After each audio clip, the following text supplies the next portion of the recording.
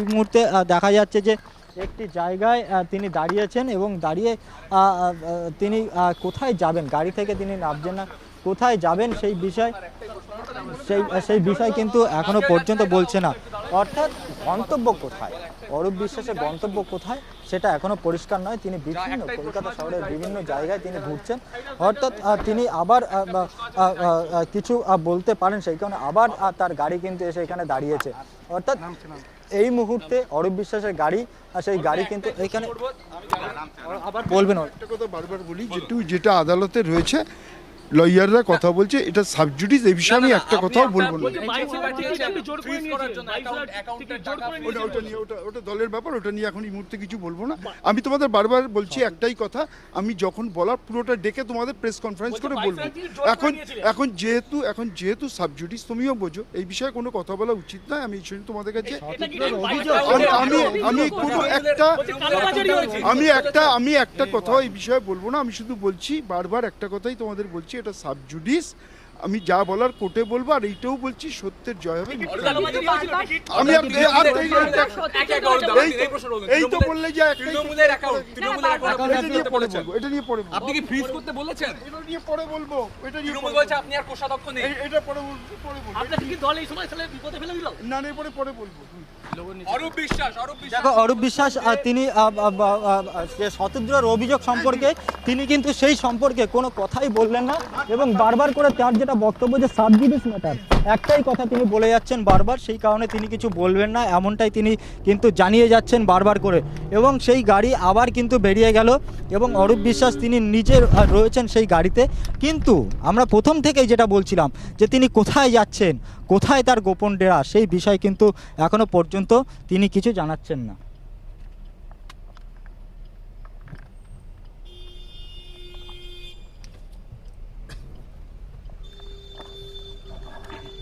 কি করে এরকম ঘুরতে থাকবে?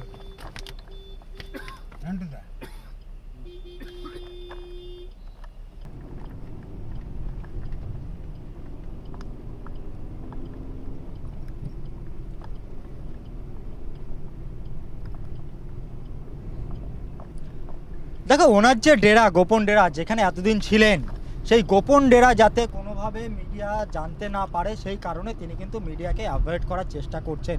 এবং বারবার তিনি রাস্তায় দাঁড়িয়ে তার রিয়াকশান দিচ্ছেন। এবং রিয়াকশান কি দিচ্ছেন? শতদ্র দত্তর বিরুদ্ধে যে অভিযোগ অরূপ বিশ্বাসের বিরুদ্ধে, সেই অরূপ বিশ্বাস তার যে অভিযোগ, সেই অভিযোগের যে উত্তর, সেই উত্তর তিনি কিন্তু দিচ্ছেন না। তার অভিযোগ আমরা একাধিকবার প্রশ্ন করেছি তার কাছে, যে তিনি বলছেন আপনি জোর করে টিকিট নিয়েছেন, আপনি কালোবাজারি করেছেন টিকিট। কিন্তু তার একটাই কথা অরূপ বিশ্বাসের, যে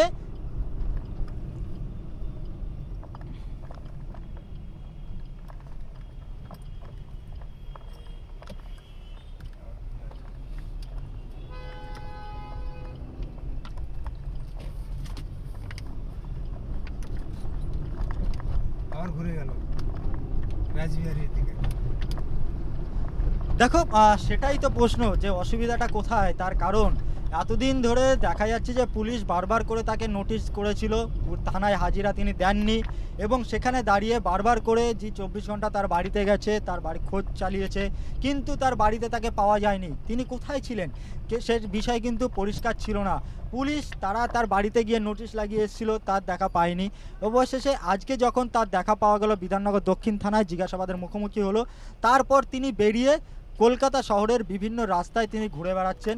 একেবারে টালিগঞ্জ থানার থেকে তিনি টালিগঞ্জ মোড়ের দিকে যাচ্ছিলেন, সেখান থেকে আবার গাড়ি ঘুরিয়ে নিলেন, সেখান থেকে আবার তিনি টালিগঞ্জ থানার দিকে যাচ্ছেন।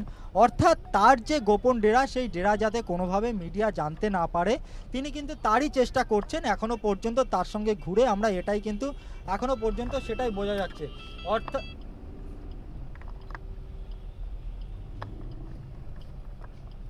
আবার দাঁড়াবে।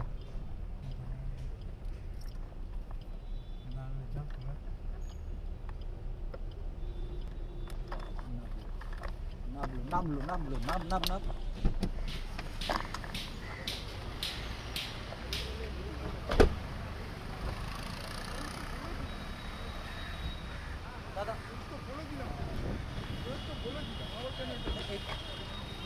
এমনি তো জিজ্ঞাসা করছি।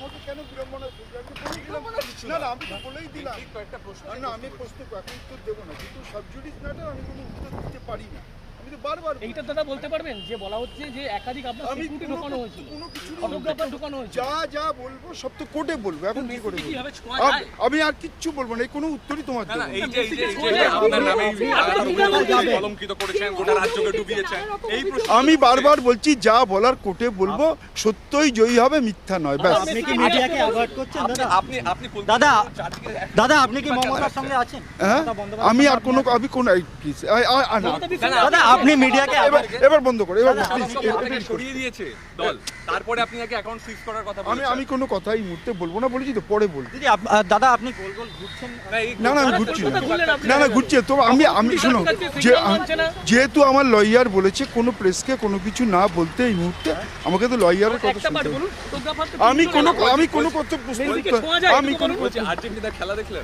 আমি কোনো প্রশ্নের উত্তর আছে আচ্ছা, ছোঁয়া যায় দাদা দাদা মেসি তো হ্যাটট্রিক করে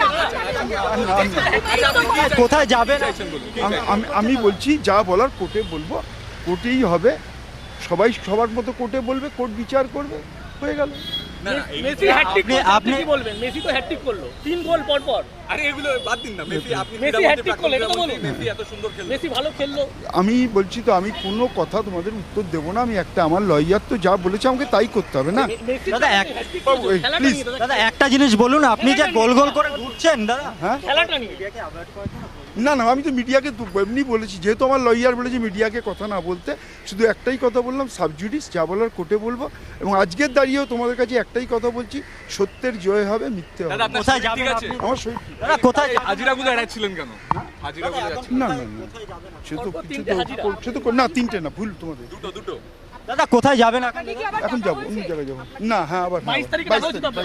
22 তারিখে আবার ডাকা হয়েছে আপনি আপনি কি যাবেন, চাইছেন আপনি বলুন? সহযোগিতা আপনি- করবেন? আপনি বাড়িয়ে দিয়েছেন তাই তো বাড়ি যাবেন না না এখন বাড়ি যাবো আপনি কি সহযোগিতা করবেন 22 তারিখে আবার দাদা দেখবে আপনি ততবার- চিঠি দিয়েছিলেন যতবার ব্যাংকে চিঠি দিয়ে- যতবার ডাকবে ততবার যাবো অ্যাকাউন্ট ফ্রিজ করার চিঠি দিয়েছিলেন দাদা ব্যাস ব্যাস আর না প্লিজ তৃণমূলের আর account- না না ছেড়ে দাও ছেড়ে দাও অরূপ বিশ্বাস দেখো এই মুহূর্তে তিনি কিন্তু তিনি কোথায় যাচ্ছেন এখনো কিন্তু সেটা বলছেন না তিনি কোথায় যাচ্ছেন কিন্তু এই মুহূর্তে দেখা যাচ্ছে তিনি আবার গাড়িতে উঠলেন সেই গাড়ি কিন্তু আবার রওনা দিল এবং দেখা যাচ্ছে সেই গাড়ি আবার রওনা দিল এবং তার একাধিক প্রশ্ন করা হলো তিনি কিন্তু তার একটাই উত্তর সেটা হলো যে সাবজুডিস ম্যাটার সেই বিষয়ে তিনি কিছু বলবেন না অন্যদিকে তৃণমূলের যে যেটা যে অ্যাকাউন্টের বিষয় নিয়ে সেই বিষয় নিয়েও প্রশ্ন করা হলে সেটা নিয়েও কিন্তু তিনি কোনো মন্তব্য করেনি অর্থাৎ এই মুহূর্তে দেখা যাচ্ছে যে একেবারে কলকাতার বিভিন্ন প্রান্তে তিনি কিন্তু এইভাবেই ঘুরে বেড়াচ্ছেন এবং সেখানে আমরা প্রশ্ন করেছিলাম কোথাও কি